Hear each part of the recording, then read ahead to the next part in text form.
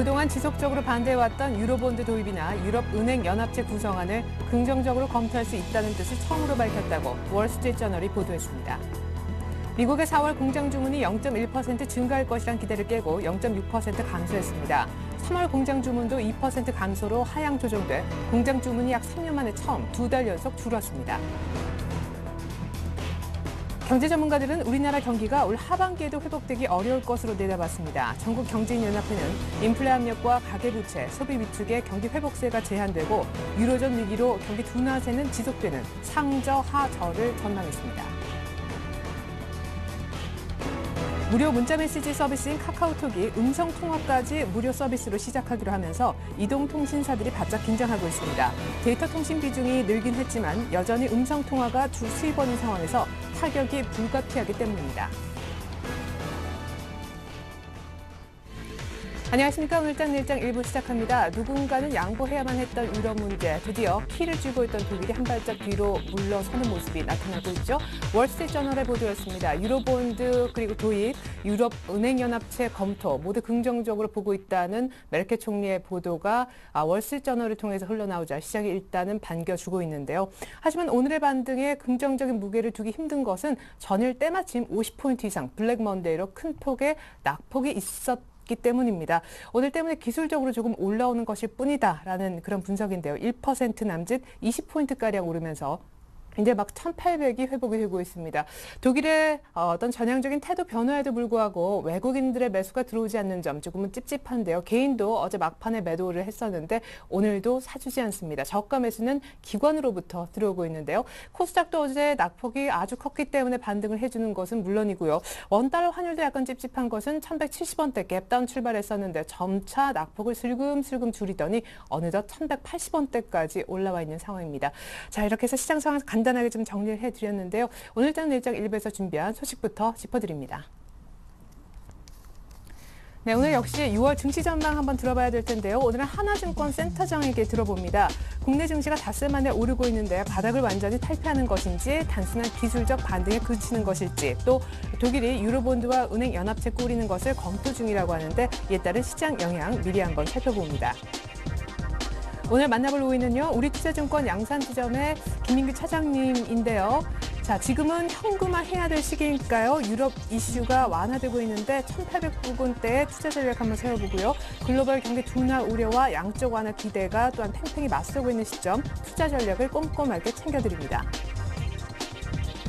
평택촌놈의 이기는 전략, 오늘도 정호영 대표님 만나야 되겠죠. 코스피가 닷새 만에 반등하는데 이 같은 상승세가 향후에도 계속 이어질지 여부, 그리고 만약 마지노선은 1,750불 이탈하게 된다면 발생할 수 있는 문제점, 시나리오를 미리 한번 짜봅니다. 주간 5% 공략 종목으로 아이러브스탁 전진우 팀장님이 보고 계신 코스맥스 설명 한번 들어볼까요? 네, 끝으로 오늘 마감 전략인 포트폴리오는 텐스탁 이광호 팀장과 함께 해보도록 하겠습니다. 자, 갈피 못 잡는 증시의 코스피 지지라인은 과연 얼마일지 끝으로 관심 종목까지 한 종목 공개받아보죠. 네, 코스피는 오늘 장중에 가장 높은 고점을 치고 있네요. 1,801선, 오후장 들어 오히려 약간 더 힘을 내는 모습입니다. 시황센터 먼저 다녀올게요.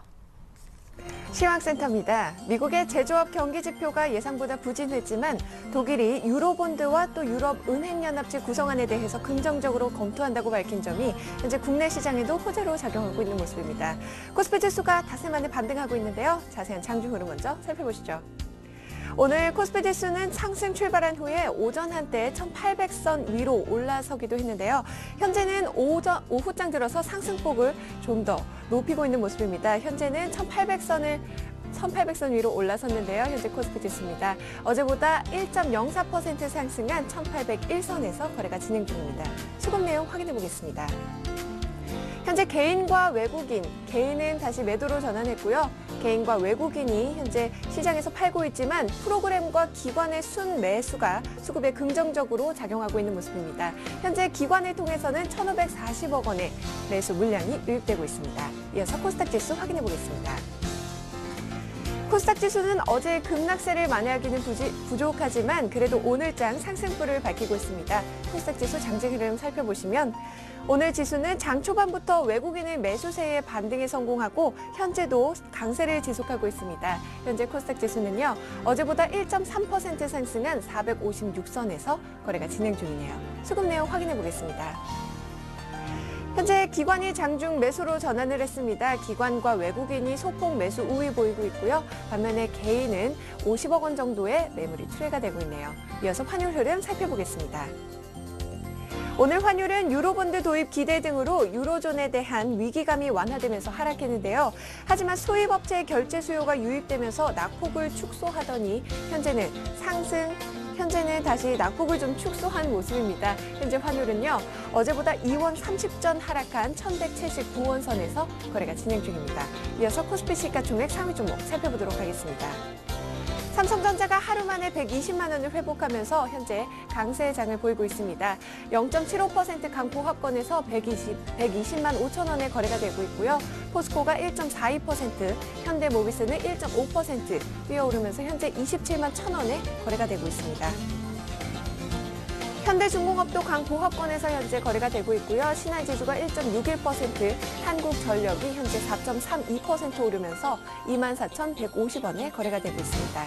이어서 코스닥 시가총액 상위 종목 살펴보도록 하겠습니다. 셀트리온이 현재 1.53% 오르고 있습니다. 33,100원에 거래가 되고 있고요. 서울반도체도 2.58%, 안랩도 오늘은 상승폭을 밝히고 있습니다. 1.56% 오르면서 11만 600원에 거래가 진행 중이네요. CJNM도 1.16% 오르면서 26,150원에 거래가 되고 있습니다. 현재 동서도 1.13% 오르고 있고요. 포스코 ICT가 강보합권에서, SM도 0.24% 오르면서 현재 42,350원에 거래가 되고 있습니다. 이어서 이 시각 특징 업종 및 테마 종목 살펴보도록 하겠습니다. 코스피가 반등에 성공하면서 현재 모든 업종이 오르고 있는데요. 먼저 IT주부터 살펴보시죠. IT주가 어제 급락에 따른 기관의 매수세가 유입되면서 현재 상승폭을 밝히고 있습니다. 삼성전자가 강보합권에서 거래가 되고 있고요. LG전자가 4.71%, LG디스플레이도 2%대 강세장을 보이고 있습니다.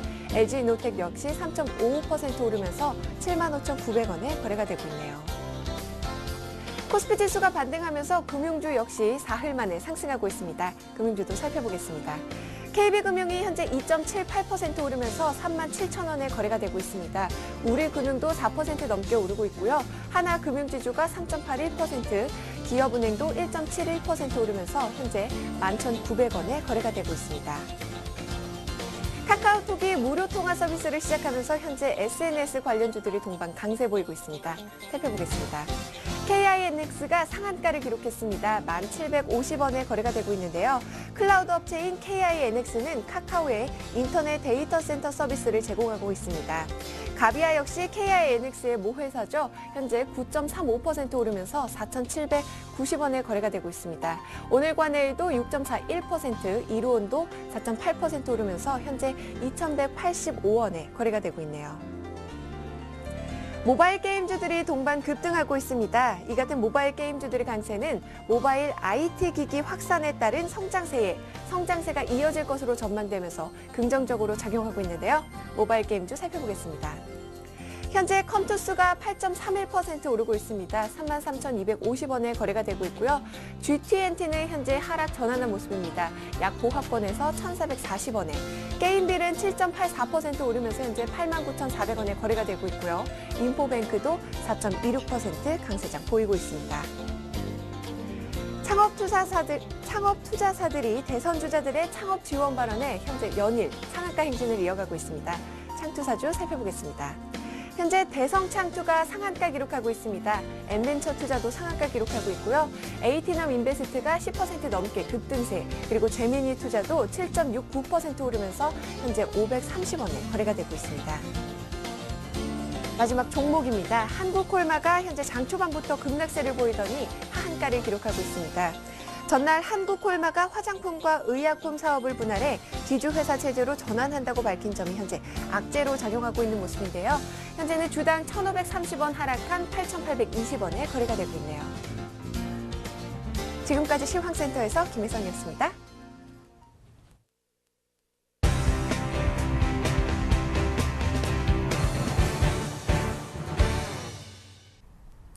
네, 전일 미국 쇼크로 50포인트 잃었던 코스피, 그러나 오늘은 다시 20포인트가량 오르면서 1,800을 되찾고 있습니다. 6월 시작하자마자 이렇게 들쑥날쑥, 6월 증시 어떻게 되는 것일까요? 센터장에게 들어볼 텐데 오늘은 한화증권의 최석원 센터장님 연결해 보겠습니다. 안녕하세요, 센터장님. 네, 안녕하세요. 네, 처음 뵙습니다. 네. 오늘 네네. 시장의 호재 중 하나, 독일의 유연한 태도 변화가 아닐까 싶은데 유로본드와 은행 연합체, 뱅크 유니언 꾸리는 것을 긍정적으로 본다, 이런 보도가 나왔더라고요. 네네. 좀 이게 이게- 현실적으로 가능한 일이라고 생각하세요? 글쎄요. 좀 더 지켜봐야 된다고 생각을 합니다. 기본적으로, 이 유로본드라든지 은행연합이라든지 이런 부분들이 단기적으로는 사실 독일 입장에서도 봐도 유동성을 공급한다. 충분히 이럴 수 있어요. 그런데 이게 사실은 준재정 통합적인 성격의 조치들이거든요. 결과적으로 독일의 부담이 굉장히 장기화될 수 있고, 독일 부담이 장기화된다면 궁극적으로는 독일 내 국민들의 반대가 또 있을 수도 있단 말이죠. 그래서 정치권에서는 분명히 현재 위기를 극복하기 위해서 여러 가지 대응 마련의 일환으로, 그리고 다른 국가들이 요구하는 가장 초미의 관심사가 되고 있는 부분에 대한 긍정적인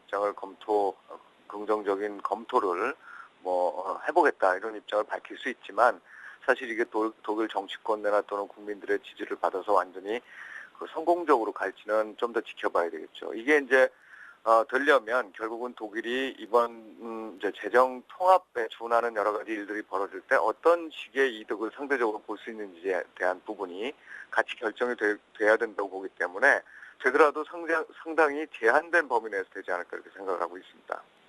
네, 독일도 뭐 언제까지 퍼주기만 할 수는 없을 거고 뭔가 독일도 얻어가는 게 나와야만 이제 이것이 좀 돌아가겠죠.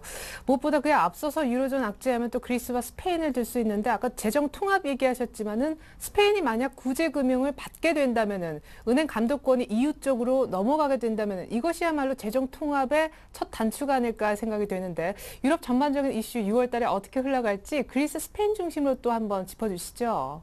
예, 그리스는 아직 불확실성이 대단히 크죠. 왜냐하면 17일 날 이제 예정되어 있는 선거 결과에 대해서 여러 가지 지금 여론조사 결과들이 나오지만 혼전이란 말이죠, 한마디로. 그리고 짧은 시간 내에 또 어떤 변화가 나타날지도 모르고요. 이렇게 되면은 사실 그때까지는 보면은 그리스 내에서 과연 누구와 협상을 해야 될지에 대한 대상이 불분명한 상황이기 때문에 상당히 이제 어렵습니다. 반면에 그러면 이제 유로존을 탈퇴할 만큼 그리스 문제가 악화될 거냐? 아직까지 저는 그 가능성을 대략 6월 중에는 없다고 생각을 하고 있고,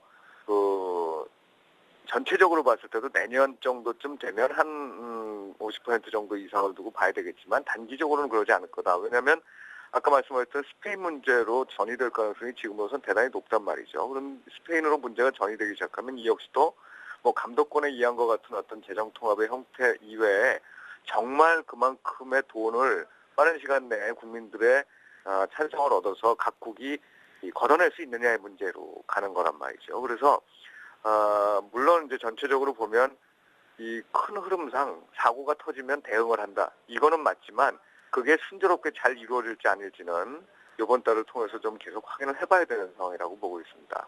네, 그렇군요. 그러면 여전히 변동성이 좀 큰 구간에 지금 놓여 있잖아요. 오늘이 바닥 탈피까지 보기엔 좀 어렵겠네요. 기술적 반등입니까? 네, 그렇다고 봐야 되겠죠. 바닥 탈피가 된다는 얘기는 지금까지 마련된 대응이나 대책, 이런 걸로 지금까지 형성돼 있던 여러 가지 이제 리스크들이죠. 그런 게 해소될 수 있는지에 대한 시장의 확신이 필요한 얘기겠죠, 바닥 탈피라는 게. 그런데 사실상 지금 나온 대책들, 어떤 사건이 터지면 그거에 따라서 다시 또 그 대응을 마련할 거라는 예상은 우리가 충분히 할 수 있지만, 막상 어떤 사건이 터졌을 때는 그거를 시장에 한 번은 반응하고 가야 된다는 측면에서 지금 현재를 바닥 탈피의 어떤 시점으로 보기엔 좀 이른 것 같습니다. 예, 그렇군요. 그래도 아까 그리스 재총선 그리고 이후의 일정들을 보면은 EU 재무장관 회담도 있지만, 또 어제 어느 정도 로드맵이 지금 나오리라 기대를 걸고 있는 것이 28일, 29일 날에 있을 EU 정례 정상회담이지 않습니까? 월 후반으로 갈수록 조금 안정을 찾을까? 6월 지수 예상 밴드 궁금합니다. 네. 6월 전체적으로 보면 조금은 상반월이 나쁘고 하반월이 나은 그런 그림을 그리고 있습니다. 물론 그 이후에 대책들의 전개 과정이나 유동성 공급이라든지 뭐 이런 부분들이 어떻게 진행이 될 건지 또 다른 나라들 예를 들면 중국과 미국이 최근에 유럽 문제와 더불어서 다소 심리적으로 위축되고 있는데 그런 이제 심리적 위축을 벗어나서 지금 상반기 중에 보였던 말하자면 안정적 성장이나 아니면 안정적 정책을 수행할 수 있을 것인지 뭐 이런 부분들이 다 확인이 돼야 되기 때문에 불확실성이 제거되고 올라갈 수 있을 거라는 게 이제 기본적인 입장이지만 6월 한 달만 놓고 보더라도 상반월보다는 하반월이 좀 낫지 않을까라는 이제 기대를 갖고 있고 그건 역시 아까 말씀하셨던 그 월말에 있는 어떤 대책과 같은 것들이 위기감이 더 커지게 되면 더 빨리 나타날 수 있다 이렇게 보고 있기 때문에 6월 달에는 조금은 그래도 상반월보다 안정을 취하면서 마칠 수 있지 않을까 생각을 하고 있습니다. 예. 자, 그러면 지금 화면에는 1950까지 본다라고 돼 있는데 또 괄호하고 고점 하향 가능성. 요 단서는 왜 붙는 건가요? 단서가 안 붙었으면 참 좋겠는데요. 지금 이 나타나고 있는 문제가 항상 금융 시스템 리스크라는 거는 기간을 빨리 끝내면 별 영향이 없어요, 경제에. 근데 이게 기간이 길어지게 될 경우에는 어떤 문제가 생기냐면 그 경제 주체들의 심리에 타격을 주고 심리에 타격을 준다는 얘기는 그 투자나 소비 활동을 위축시킨다는 거죠.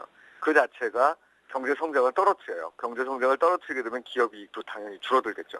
그러니까 지금으로서는 저희가 그 PER이든 PBR이든 앞으로 나타날 기업의 재무적 상황이나 아니면 이익을 기준으로 해서 그거를 우리가 예측한 걸 기준으로 해서 밸류에이션을 하고 그거에 맞춰가지고 지금 주가가 싸다 안 싸다를 평가를 할 텐데 지금 금융 리스크가 저희 예상과는 다르게 좀 길게 늘어지는 상황이 발생할 수 있다면 이런 부분들은 기업 이익 가치를 줄여버린다는 거예요. 그래서 사실 그때가 되면은 우리가 그 PER 기준으로 했을 때 너무 낮기 때문에 주가가 올라야 된다 이런 주장을 하기 어렵다는 거죠.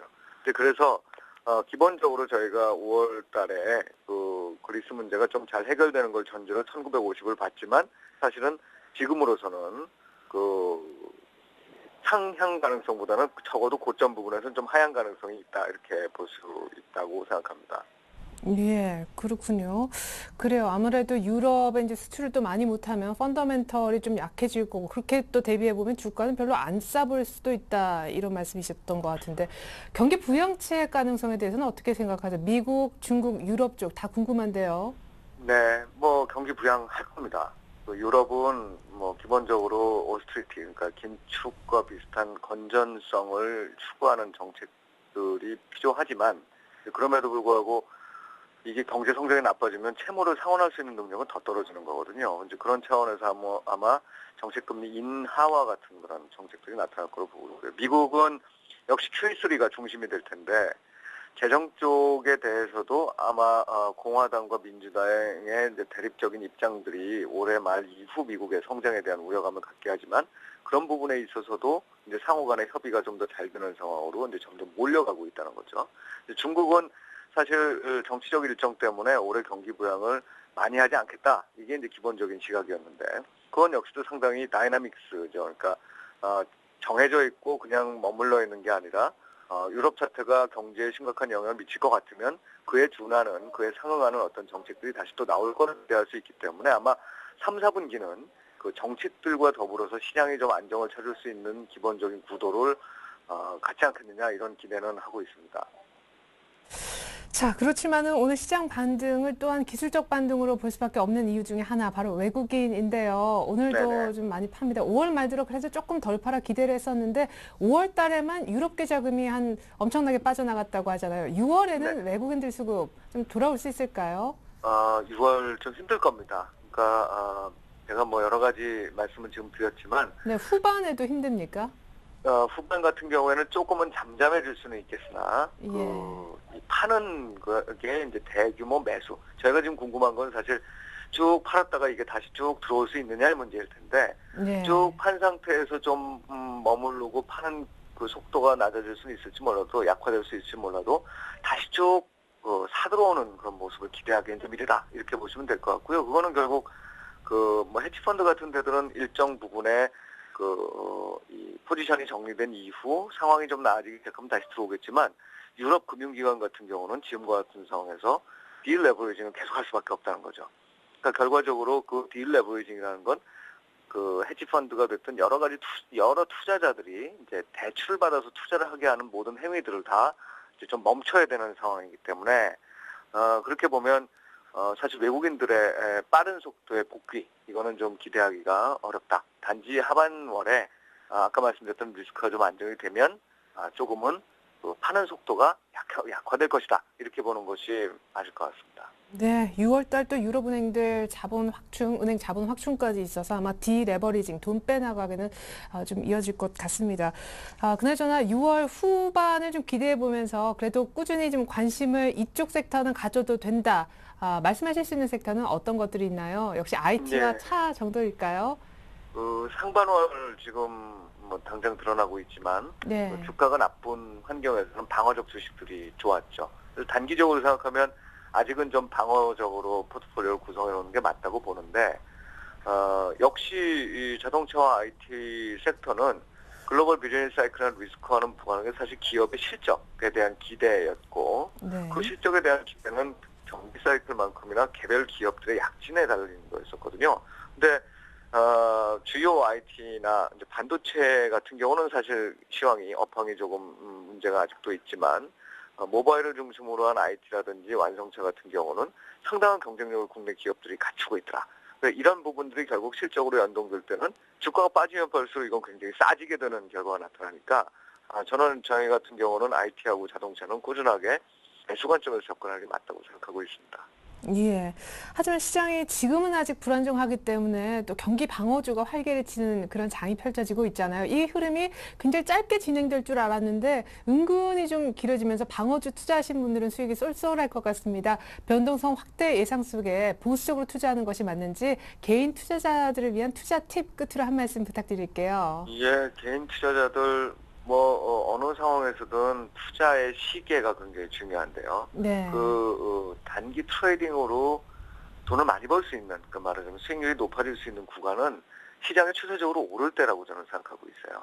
왜냐하면 시장이 추세적으로 내릴 때는요, 사실은 적절한 타이밍, 매수와 매도 타이밍을 잡기가 상당히 어렵습니다, 심리적으로. 그렇기 때문에 또 실패 확률도 상당히 높아지게 되죠. 이제 추세적으로 우리가 지금 오르고 있는 게 확신이 안 드는 국면이라면 전체적으로 주식 포트폴리오를 봤을 때 단기 트레이딩하는 부분은 좀 줄이고 싼 국면에서 안정적으로 장기 투자할 수 있는 종목들을 찾아가는 게 중요한 포인트라고 생각합니다. 그래서 이런 수자 경쟁력을 갖고 수익을 기업 실적도 드는 이런 것들을 단기 트레이딩하는 관점이 아니라 지금 싼 가격에 모아두고 좀 기다린다는 거죠. 이제 이 관점으로 접근을 하면 아마도 트레이딩에 아주 성공적으로 낫겠지만 이쪽으로 보면 타 금융상품에서 월등히 높은 수익률을 기록할 수 있지 않을까 생각하고 있습니다. 예, 지금 뭐 단기 트레이딩보다는 중장기적 관점에서 좀 매집해 가자 이런 얘기셨는데 좀 싸고 낙폭이 큰 종목 역시 IT와 자동차를 지칭하는 말씀이신가요? 네, 그 외에도 이제 좀 우리가 관심을 가질 거는 오늘 뭐 일부 종목은 또 많이 떨어지기도 합니다만 중국의 네. 경기 부양 또는 중국의 소비 측면에 있어서의 어떻게 보면 수혜를 볼 수 있는 네. 화장품이라든지 또는 관광이라든지 이런 부분들을 눈여겨보시다가 이런 부분들의 이제 주가들이 떨어지거나 또는 이 낮은 가격을 유지하고 있을 때는 사서 중국이 경기 부양을 하고 내년도 정권이 바뀐 이후에 다시 또 경기가 나아지는 부분에 기대를 갖고 투자를 하시면 상당한 수익을 거둘 수 있을 거라 생각하고 있습니다. 네, 괜한 짧은 트레이딩보다는 IT 차 그리고 중국 경기 관련 부양 수혜를 볼 수 있는 섹터의 종목들 차곡차곡 쌀 때 모아가는 전략을 얘기해 주셨습니다. 하나증권 최석원 센터장님의 6월 증시 전망과 전략이었습니다. 돈 말씀 감사합니다. 네, 감사합니다.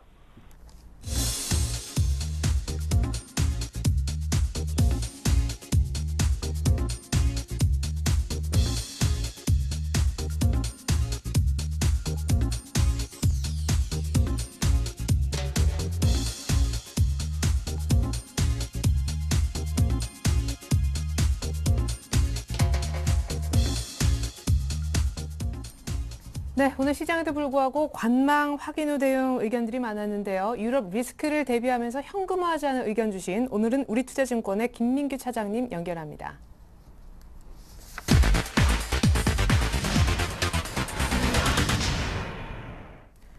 네, 차장님 안녕하세요. 안녕하십니까. 네, 독일의 전향적인 태도 변화에도 불구하고 여전히 유럽의 리스크에 대비를 해야 된다. 현금화 주장하고 계시네요. 예, 오늘 아시다시피 메르게 총리가 뱅크 유니언하고 유로본드에 대해서 지금 언론에 이야기가 나왔었는데요. 이거는 솔직히 말씀드리면 그 영어 표현상 완곡한 표현이었습니다. 즉 자기는 긍정하지도 않고 부정하지도 않지만 약간 부정적인 요인에 좀 표현에 좀 더 와 있다고 생각을 하시면 될 것 같고요. 지금 글로벌 일정을 보시면 5일 날에 G7 재무장관 회의, 그러니까 컨퍼런스 콜이 있습니다. 그래서 유로존의 재무 위기를 논의할 것 같고, 6일 날에 보시면 22회 통화정책 회의가 있는데 금리는 동결할 수준의 예상을 하고 있는데 발언이 어떤 발언이 나올 것인지 제 주목하고 있습니다. 그리고 7일 날에 버냉키 연준 의장의 연설이 있는데 과연 시장에서 바라고 있는 양적 완화에 대한 이야기가 나올지에 대해서 여부가 달려 있습니다. 근데 지금 보시면 양적 완화에 대해서는 아마 이야기를 어느 정도 직접적으로 하진 않겠지만 힌트를 주는 범위에서는 분명히 나올 것이라고 일단 저는 개인적으로 생각을 하고 있는데요. 확률은 일단 33% 수준에서 60% 가까이 늘어난 상황이고 실질적으로 롬니와 오바마의 지금 대선 선거가 치열해지고 있는 가운데 어느 정도 암시라도 해줄 것이라고 일단 예상을 하고 있습니다. 그래서 좀 이 부분에 있어서는 단기적으로 긍정적 요인으로 일단 볼 수가 있는데요. 지금 시장에서 보시면 과연 이게 경기 둔화인지 양적 완화가 좀 더 시그널을 줄 것인지에 대해서 시장은 좀 기대감이 좀 커지고 있고 목마름이 좀 짙어지고 있는 상황입니다. 지금 시장 참여자들의 고민을 보면 결국 일단 화학하고 철강, 정유 관련 기업에 투자하신 분들의 수익이 상당히 안 좋은 수준으로 나오고 있습니다. 즉 추가적으로 매수를 할 것이냐, 손절을 할 것이냐가 일단 가장 큰 고민이라고 할 수 있는데요. 추가 매수는 일단 솔직히 저는 제 생각에는 편입 가격을 낮추는 것은 반대하고 있습니다. 그리고 신규 매수도 아직까지 이 업종 군에서는 아직까지 아닌 것으로 보이지고요. 일단 제가 생각하는 주식을 매입할 수 있는 세 가지 요건은 첫 번째는 일단 통화의 움직임을 볼 수 있는데요. 통화의 움직임은 일단 달러와의 강세 여부가 어느 정도 진정될 수 있는 수준, 즉 유로 달러가 1.25 부분을 뚫고 올라가는 부분이 어느 정도 통화에 대한 시그널이 먼저 보여줄 수 있을 것 같고요. 두 번째는 미국의 국채 수익률, 즉 10년물 만기 수익률이 1.45%를 기록했는데 1.55%까지 수준까지는 올라야 된다고 봅니다. 즉 안전자산 선호도가 줄어드는 것을 확인하고 매 주식을 매입을 해도 늦지 않기 때문에 지금 수준에서 기술적으로 올라오는 거에 있어서 주저하지 마시고 저는 현금화를 즉시 해서 차라리 실탄을 보유하는 쪽으로 가는 게 훨씬 더 유리하다고 생각을 하고요.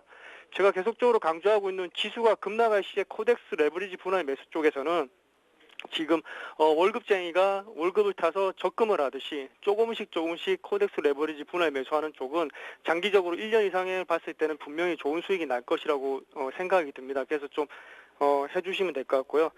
양적 완화에 대해서 지금 확률이 좀 높아지고 있는 가운데 지금 보시면 일단은 크레딧 스위스 같은 경우에는 예상이 한 5천억 불 정도 예상을 하고 있습니다. 거기다가 오퍼레이션 트위스트를 예상하고 있는데요. 즉 단기 국채하고 장기 국채를 서로 간에 맞바꾸는 거라고 생각을 하시면 될 것 같습니다. 그렇지만 이게 시장에 미치는 요인이 일단 클 것이라고 생각이 들고 있고요. 이게 만약에 된다면 단기적인 뿐만 아니라 중장기적으로 시장을 다시 턴할 수 있는 수준까지 올라올 수 있다고 생각이 듭니다. 네, 그렇군요. 자, 관심 업종이 궁금합니다. 화학이라든가 정유, 철강, 소위 물타기, 저점에 추가 매수나 신규 매수는 권하고 싶지 않다 하셨잖아요. 지난주에 중국 관련 수혜주도 두 종목 언급하신 것 같은데 한국콜마는 오늘 이슈가 좀 있네요.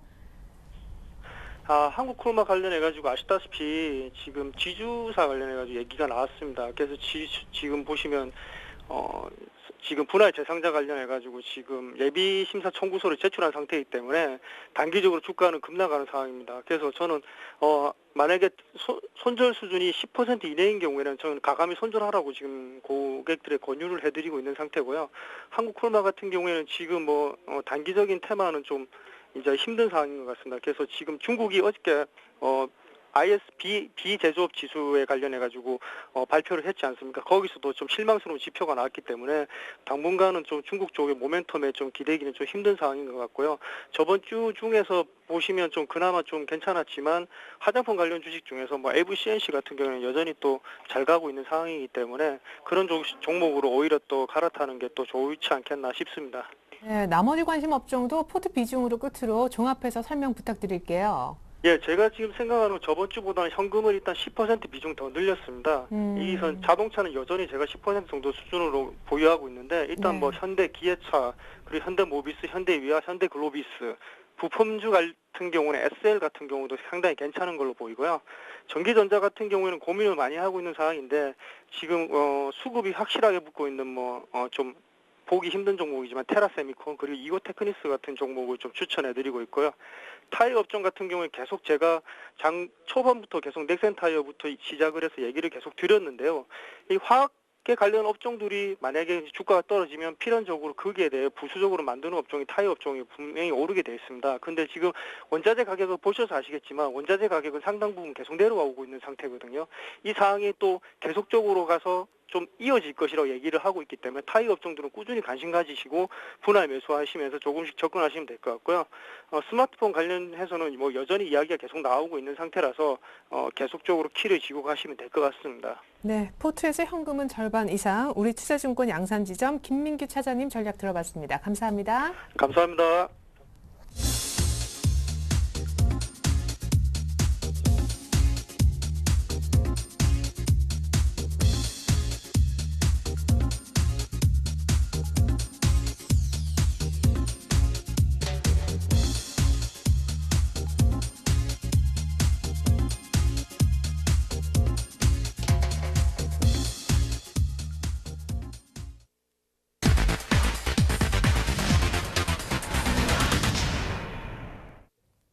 네, 안녕하세요. 평택총롬 이기는 전략의 김보람입니다. 네, 이번 시간은 정우영 대표님과 함께 오늘장 마감 전략과 종가 공략 종목들 살펴보겠습니다. 전화 연결돼 있죠? 안녕하세요. 네, 안녕하세요. 네, 지수가 닷새 만에 반등하면서 1800 위로 올라왔습니다. 프로그램에 이어서 또 기관 쪽에서도 매수 물량을 유입하고 있는데요. 오늘장 특징 점검해 주시죠. 네, 상승 출발 후에 저점을 확인하는 과정이다 이렇게 말씀드릴 수 있겠고요. 앞서서 말씀하신 대로 전반적인 수급 흐름이 급격하게 개선되면서 현재 상승하고 있습니다. 자, 오늘 말씀드릴 것은 이제 크게 보면 두 가지입니다. 첫 번째는 저는 여전히 6월 중에 저점을 찍고 중기 상승을 시작할 것이다. 이걸 분명히 말씀드리겠고요. 두 번째는 여전히 1750에서 1775선 사이에 저점을 찍어주고 다시 한번 상승할 거다 이렇게 생각하고 있는데 사실 제가 예측한 그 저점 라인보다 더 떨어지지 않더라도 그냥 올라갔으면 좋겠습니다. 근데 제가 그 이유를 좀 설명드릴게요. 왜 제가 1750에서 1775선 사이에 중기 저점 가능성을 말씀드렸냐면 첫 번째가 선물 옵션 동향이 상방향 흐름으로 이제 서서히 바뀌어가고 있습니다. 그래서 이게 상당히 중요한 역할을 하게 되겠고요. 두 번째는 프로그램이 5월 내내 상당히 지금 매도가 많이 났었는데 어제도 그렇고 오늘도 그렇고 상당히 현재 수급 흐름이 개선되고 있는 상태고요. 세 번째는 드디어 개인들이 매도세가 출현합니다. 그래서 여러 가지 복합적인 징후로 봤을 때 어쨌든 6월 중에 저점을 찍어주고 그리고 제가 원래 예상했던 1750에서 1775선 사이 저점이 된다 이렇게 보고 있겠고요. 만약에 그러면 1750선 이탈되면 어떤 문제가 발생하느냐? 엄청나게 아마 하락할 겁니다. 엄청나게 하락하기 때문에 사실 저도 예측하기 어려운 단계까지 하락해서 아마도 그걸 두려워서 지금 매수하지 못하신 분들이 있는데 어쨌든 지금은 매수할 게다. 저는 이걸 분명히 말씀을 드리겠습니다. 네, 어제 하락 이후에 오늘은 대부분의 업종들이 상승하고 있는데요. 그 가운데 특징적인 종목 어떤 게 있습니까? 네, 업종은 생략하겠고요. 이제 종목은 이제 KINX입니다. 그래서 KINX 같은 경우는 제가 5월 하순부터 계속해서 SNS 관련주 이제 집중하자 말씀드렸었는데 오늘 재료가 이제 생기면서 이제 나름대로 좋아졌는데 어쨌든 SNS 관련주는 앞으로 하반기에 여러분들이 굉장히 유념해서 봐야 될 테마주라고 보시면 되겠습니다. 그래서 정확하게 말하면은 업종으로 말하면 이게 인터넷이거든요. 그래서 테마로 말하면 SNS 관련주고 업종으로 말하면 인터넷인데 제가 누차 말씀드렸던 대로 코스닥에서는 디지털 컨텐츠하고 인터넷을 보라고 했는데 뭐 그런 맥락으로 보시면 큰 무리가 없을 것 같습니다. 네, 그렇다면 지수로 보는 주식 비중 전략은 어떻게 세워볼까요? 예, 아주 간단합니다. 오후 2시 50분 기준으로 코스피 기준입니다. 1800선 이상이면은 직장인 75%, 전업 100%, 그 다음에 1775선 이상에서는 직장인 50%, 전업 75%. 만약에 뭐 그럴 리는 없겠지만 1750선이 깨지면은 그때는 직장인 0%, 전업 25% 이렇게 해주면 문제가 없겠고요. 뭐 종가 매수 여전히 코스피 전기전자, 코스닥 리타 콘텐츠 이렇게 대응해 주면 되겠고요. 그 테마주는 뭐 특별하게 말씀 안 드리겠습니다. 그리고 제가 왜 이렇게 매수하자고 강조하냐면요. 고점에서 매도하신 분들이 지금 저점에서 매수를 하는 게 저는 정상이라고 생각하고 있습니다.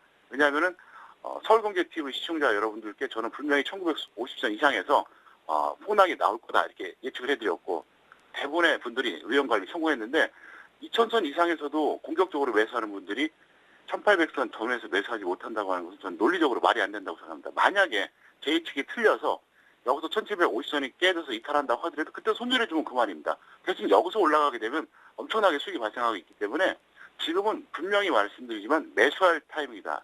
이것을 다시 한번 제가 강조해서 전달하겠습니다.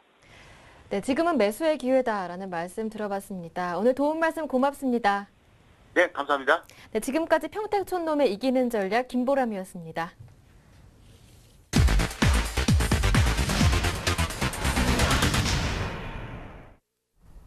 네, 이번에 주간 5% 종가 공략주 코너 이어갑니다. 오늘은 아이러브스탁의 전진우 팀장 연결해보죠. 안녕하세요. 네, 안녕하세요. 네, 지난주 수요일 날 언급하셨던 네오위즈 인터넷. 오늘은 흐름이 좋지만 전일 급락했었습니다. 먼저 점검 부탁드릴게요. 네, 먼저 바로 좀 차트 보면서 좀 말씀을 드릴게요. 지금 보신 차트 종합 지수 차트인데요. 지난주에 말씀드렸으니 굉장히 변동성 큰 장이다. 그리고 하방으로 열어놓고라고 했는데 오늘은 이제 그 하단을 더 낮추는 갭을 만든 채 그냥 하방으로 열어놓고 이 시장에서 좀 대응을 하는 게 맞는 것 같습니다. 그래서 일단 매매하시는 팁을 좀 말씀드리면 하나는 지수의 하방을 열어놓고 당분간 여전히 위아래로 변동성이 크다는 거, 그리고 그 변동을 주는 시점을 우리가 그러니까 예상할 수 없다라는 부분을 이 두 가지 전제를 놓고 조금 왔다 갔다 하면서 그 비중을 그런 단가를 좀 조정을 하면서 좀 매매를 하자라는 말씀을 드리고요. 바로 종목을 놓고 얘기를 들면 사실 이 종목 자체를 보는 기본적인 어떤 펀더멘탈은 변하지가 않았어요. 근데 다만 어떤 시장이 주는 어떤 변동성 때문에 이런 큰 하락을 같이 줬더라면 오히려 여기서 어떤 평균 단가를 낮출 수 있는 부분으로서 이렇게 매매를 하는 게 맞고요. 그리고 일단은 손절을 하지 않으신 분들께는 단기적으로는 그때 말씀드렸던 16,000원대가 또 다시 이제 지지대에서 매물대로 바뀌었죠. 그래가지고 요 16,000원대를 좀 짧게 매매하는 단기적인 매도가로 말씀드리고 좀 먼 추세를 바라보시는 분들한테는 실적이 가시화되는 7, 8월달까지 18,000원 이상을 바라보면서 들고 갈 수 있는 종목으로 현재 좀 설명을 드리고 싶습니다. 네, 좋습니다. 그렇다면 오늘 5% 공략 종목은 어떤 종목인가요? 네, 여전히 변동성 큰 장에서 자꾸 종목 말씀드리기가 좀 그런데 네. 일단 오늘은 코스맥스라는 종목을 좀 말씀드리겠습니다. 이 회사는 화장품 생산 기업인데요. 화장품 자체 브랜드는 없어요. 근데 OEM이나 ODM 방식으로 생산을 취하는 기업이고 브랜드가 없어서 나쁜 게 아니고 2006년도부터 화장품 산업이 생산이나 유통으로 분리되면서 유통을 전문으로 하는 회사가 있고 이 회사 같은 경우는 이제 생산을 전문으로 하죠. 근데 국내에서는 LG 생활건강이나 아모레퍼시픽 이런 미샤 같은 회사들 그리고 해외 화장품 업체들이 주요 고객사로 있기 때문에 2008년도부터 전년도까지 연평균 한 29% 가까운 성장세를 보이고 있습니다. 그리고 지금 최근에는 특히 2004년도에 처음 중국 상해에 진출한 코스맥스 차이나라는 자회사의 실적인데요. 2008년도부터 이제 본격적인 생산을 했고, 중국 업체들이 가지고 있지 않은 이제 기술력을 가지고 있고, 또 최근에 한류 영향으로 브랜드 이미지가 좋아지다 보니까 2009년도 이제 첫 매출액이 160억을 시작으로 해서 전년도에는 409억 원, 그리고 올해 예상되는 거는 580억 원 가까운, 그러니까 연평균 또 이것도 한 60% 가까운 성장세를 보이고 있어요. 또 바로 코스맥스 종목 기술적으로 좀 보시면 5월 되게 이제 급락장에서도 화장품 섹터 종목들이 크게 상승을 했고 종목 역시 계속 신고가를 높이고 있는 추세입니다. 그리고 각 기관에서도 2만 원대 그리고 2만 2천 원대, 2만 4천 원대 목표가를 도달할 때마다 계속 목표가를 상향하는 보고서들이 나오고 있거든요. 근데 다만 이제 이 종목을 지금 바라보면 저점 대비해서 굉장히 많이 오른 게 아닌가라고 할 수도 있는데 오히려 최근 같은 하락장에는 저점에서 뭘 잡겠다고 흘러내리는 종목 잡는 것보다 차라리 수급이 몰리면서 상승하는 종목 잡는 게 훨씬 좋다라는 거고, 예를 들면은 그 AVCLC 같은 종목도 뭐 35,000원대에서 굉장히 무겁다고 그랬거든요. 그러면서 계속 목표가에 도달할 때마다 계속 신고가 만들면서 오늘 같은 날에도 또 계속 상승을 해주고 있는 모습이고요. 그래서 이렇게 뭐 같은 맥락으로 보고 다시 원 종목으로 넘어가면 코스맥스는 매수가는 오늘 뭐 종가 부근에서 24,000원 부근에서 매수가를 말씀을 드리고요. 그리고 목표가로는 단기적인 또 새로운 신고가를 만드는 26,500원 정도 말씀드리고, 손절가는 그 한 22,000원 정도로 좀 러프하게 잡아드릴게요. 이제 요거는 아까 말씀드렸듯이 이제 시장 분위기는 괜찮은데 이 종목만 밀린다라면 이게 손절가가 될 수 있지만, 어제처럼 만약에 그 줄을 지나면서 시장이 급락이 와서 분위기에 따라 가지고 요 구간에 아마 터치를 하게 된다라고 하면 오히려 이 구간은 추가적인 매수 구간으로 바라보는 게 더 좋지 않을까, 그렇게 좀 설명을 드리겠습니다. 네, 오늘 종가 매수 혹시 22,000원 오면 그때는 손절이라기보다 추가 매수. 오늘 신고가 내는 코스맥스를 5% 공략 종목으로 설명 들어봤습니다. 아이러브스탁 전진우 팀장의 도움 말씀이었습니다. 잘 들었습니다. 네, 감사합니다. 네, 외국인들의 매도는 더 세지고 있지만 코스피는 1,804포인트를 가리킵니다. 다시 한번 마감 전략 짜볼 텐데요. 오늘은 텐스탁에서 이광호 팀장님이 함께해 주시겠습니다. 안녕하세요. 안녕하세요. 네, 독일의 재정통합 호재 오늘 뭐 끝끝내 1,800을 보고야 마는데 네. 기술적 반등입니까? 지금 제가 봤을 때 지금 현재 주식 시장은 그 전일 낙폭 과대에 따른 기술적 반등이지 않나 이렇게 보고 있습니다. 물론 이제 여러 가지 호재가 조금 이제 소재적으로 작용할 만한 요인들이 있었지만은 아직은 기술적 반등이 가깝고, 그리고 지금 현재 주가 자리에서 그 PBR 1로 계산을 했을 때 지금 1780선이 중요한 지지선이 될 것 같은데, 제가 이 부분을 왜 짚어드리자면요. 프로그램 매매 동향에서 1780선에서 비차익 거래가 증가를 하면서 어느 정도 이제 저점이지 않나라는 시각을 보일 수가 있겠습니다. 그래서 당분간 이제 기술적으로 반등하는 상승하는 모습을 당분간은 보여줄 것으로 예상을 하고 있고요. 그리고 지금 외국인의 매도세가 계속적으로 연일 이어지고 있는데, 이 부분을 좀 면밀하게 들어보시면 4분의 3 정도가 유럽계 자금으로 확인되고 있습니다. 일단 재정 위기에 따른 이제 재정 확충이 우선이기 때문에 지금 유럽계 자금이 빠져나가는 것은 어떻게 보면 당연한 결과라고 볼 수가 있겠는데, 장기적으로 이게 장기적인 투자를 하는 미국의 자금이 아직도 그 제한적으로 이탈을 하지 않고 있다는 점은 우리나라 경기에 아직도 긍정적인 요소가 남아있다라고 해석하셔도 좋을 것 같습니다. 그리고 이제 내일 모레로 예정되어 있는 버냉케 의장이 어떠한 발언을 또 쏟아낼지가 좀 초미의 관심이 집중되고 있는데, 일단 지금 현재 경제 지표가 좋지 않아서 Q3에 대한 가능성이 굉장히 높아진 상태입니다. 마찬가지로 중국 역시도 지금 GDP가 예상치보다 적은 7%대를 예상을 하면서 경기 부양 정책이 좀 더 앞당겨질 것으로 예상을 하기 때문에 좀 더 이 부분에 대해서 좀 긍정적인 시각이, 그 긍정적인 일이 좀 더 빨리 일어나기를 기대를 해보겠습니다. 그리고 마지막으로 유로존 문제에 대해서 잠깐 말씀을 드리자면, 일단 독일이 아까 말씀하신 대로 유로본드 발행과 금융동맹 구성안에 긍정적인 검토를 하겠다는 발표를 하면서 그동안 악화됐던 투자 심리가 개선되는 그런 효과적인 모습을 보였습니다. 하지만 이게 그 추세적 상승으로 이끄는 모멘텀으로 작용하지는 않겠지만은 이번 일을 계기로 유럽 문제 해결에 좀 실마리로 작용해보길 기대해보도록 하겠습니다. 6월 달은 이제 유럽의 각종 굵직굵직한 이벤트들이 있는데, 이제 앞으로 정책 마련을 어떻게 대응할지를 지켜보고 좀 더 이제 그 부분에 기대를 하는 것이 좋을 것 같다고 생각을 하고 있습니다. 예. 자, 일단은 뭐 기술적 반등이지만 올라는 왔습니다. 오늘 밤에 내일 밤이죠. 우리는 네. 일단 내일 쉬고 휴일입니다. 그죠? 금요일 같은 날인데 적극적으로 대응하지 말고 좀 정책적인 거 공조 나오는 거 확인해보고 대응할까. 6월 증시 전망까지 마감 전략과 함께 부탁드릴게요. 네. 간단하게 말씀을 드리자면, 일단 전반적인 회복세를 예상하지만은 추세적 상승 모멘텀 없이는 여전히 위험한 상태라고 제가 말씀드릴 수 있겠습니다. 그래서 좀 더 투자자분들은 좀 더 관망하는 자세를 유지하시는 게 좋을 것 같고요. 네. 그리고 1750에서 1900선에서 이제 갈지자 횡보를 하다가 점점 바닥권을 넓혀가는 그런 이제 강보합세를 보일 것으로 예상을 하지만은, 일단 유럽과 미국의 정책 대응을 보면서 이제 방향성을 결정하셔도 늦지 않을 것 같습니다. 그리고 현재 시점에서 뭐 저가 매수로 이제 투자 전략을 세우셔서 이제 적극적인 투자를 나서기보다는, 일단 이제 당분간은 공격적인 투자나 이제 비중 확대보다는 이제 좀 더 관망하는 자세를 유지하시는 게 좋을 것 같고, 혹시나 보유하셨던 종목이 가격이 많이 빠졌던 종목이 있으시다면 지금 현재는 매도 처리하는 건 큰 의미가 없는 만큼 당분간은 좀 더 보유하셔서 투자 기간을 좀 더 길게 보시는 게 좋을 것 같습니다. 그리고 이제 경기 방어주에 대한 매수 전략 아직도 유효할 것으로 판단을 하고 있고, 물론 이 부분은 단기적으로 대응하셔야 될 부분이지 장기적으로 바라보셔야 될 섹터는 아닌 만큼 단기적인 관점으로 좀 바라보시는 게 좋을 것 같습니다. 네. 공격적으로 사는 것보다는 관망이 낫지만 그래도 단기적으로 볼만한 경기 방어 종목이 있다면은요. 네, 제가 방금 전에 이제 경기 방어주에 대한 관심 가지시는 게 좋을 것 같다는 말씀을 드렸는데 일단 경기 방어주 가운데 전일 낙폭이 크게 나오면서 매력적 가격이 형성된 웹젠이라는 종목 한번 준비해봤습니다. 일단 웹젠의 가장 눈에 띄는 투자 포인트는 실적이라고 할 수가 있겠는데요. 네. 1분기 매출액이 전년 동기 비해서 21% 정도 상승을 했고 영업이익은 367% 증가한 44억을 기록을 했습니다. 물론 이제 그중에 순이익만 33억 챙기면서 흑자 전환 성공하는 모습을 보였는데 이 부분을 단순히 숫자로 놓고 보기보다는 그 수익 구조를 보시면은 일단 고정비 지출 충당하고도 높은 영업이익률을 확보하는 그런 수익 구조를 확보하면서 2012년 예상되는 매출액 자체가 영업이익에 곧바로 기여할 것으로 보입니다. 이런 타사에서 나타나지 않는 그 영업의 효율성을 한번 주목해봐야 될 필요 있고 해외 진출에 대한 이제 해외 진출한 게임들의 본격적인 매출을 올릴 것으로 기대가 되면서 2분기에도 낙관적인 매출의 성장세에 이어질 것으로 보고 있습니다.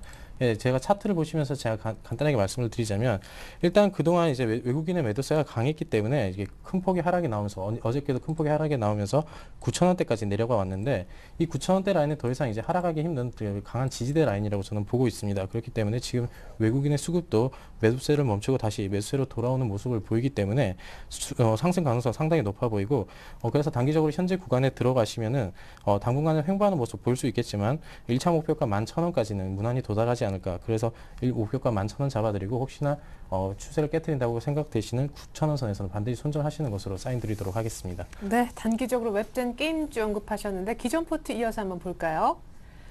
자, 우리 이광호 팀장님의 포트폴리오입니다. 그 밖에 KB금융과 위메이드가 먼저 있었군요. 기아차도 15%. 현재까지 수익률을 보면요. 기아차가 조금 8만 원을 찍었었는데 아쉽습니다. 간단한 AS 부탁드릴게요. 네, 기아차 같은 경우는 굉장히 이제 외국인의 수급이 좋은데도 아직도 이제 지수의 흐름을 많이 타고 있지만은 그래도 제가 처음부터 장기적으로 말씀을 드렸던 만큼 조금 더 가져가셔서 이제 수익이 회복되고 다시 이제 수익권에 도달할 때까지 좀 더 보유하시는 걸로 주문 드리겠고요. KB금융 어저께 급락장애 속에서도 잘 버텨줬습니다. 그렇기 때문에 좀 더 이제 가져가시면은 분명히 수익 가능할 것으로 판단하고 있습니다. 그리고 위메이드는 이게 게임 업종이 전반적으로 특히 모바일 게임 시장이 살아나고 있다는 점 확인하셔서 조금 더 이제 가져 계시면은 이제 물론 이제 장기적으로 보셔야 될 종목은 아니지만 조금 더 가져 계시면은 분명히 조금 더 추가적인 수익 가능하리라 생각을 하고 있습니다. 네, 세 종목 모두 다 홀딩 의견이었습니다. 완성된 포트 끝으로 보여드립니다. 네, 이광호 팀장님 절반이 현금, KB금융, 기아차, 위메이드가 있었는데 여기 웹젠까지 또 하나 10% 실어봅니다. 경기 방어주 두 종목으로 늘어버리네요. 자, 기아차는 약간 수익권은 아니지만 홀딩, 시장 연동 탓이다 분석을 해주셨고요. KB금융과 위메이드는 오늘 21선을 뚫어내는 좋은 흐름 보여주고 있습니다. 자, 웹젠은 일단은 어제 많이 빠졌기 때문에 가격 메리트도 있고 무엇보다 실적이 좋다. 향후 기대감 때문에 매수하고 싶다고 하셨습니다. 11,000원 목표가 손절 라인 9,000원이었습니다. 네, 지금까지 텐스탁 이광호 팀장과 함께했습니다. 말씀 감사합니다. 네, 고맙습니다. 네, 현재 코스피는 1,803선, 외국인 매도에도 불구하고 괜찮은 흐름입니다. 전 잠시 후 종가 들고 2부로 다시 오겠습니다. 고맙습니다.